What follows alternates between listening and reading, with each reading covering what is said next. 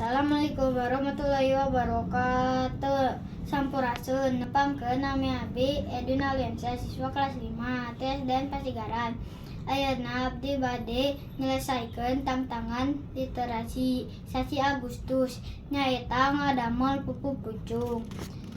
Ayeuna abdi bade ngawih pupu pucung. Hayu batur urang diajar sing suhud, ulah lalawura bisi engken teu naek.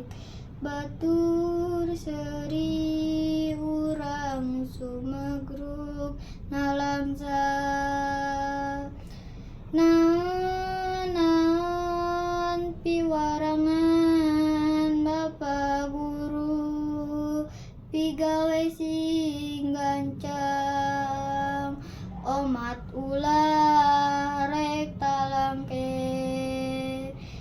piurukna regepkeun ku saderea.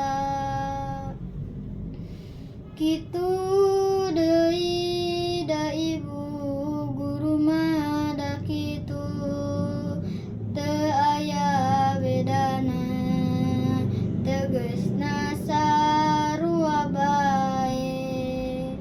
Sabab eta anu ngaulang ka urang.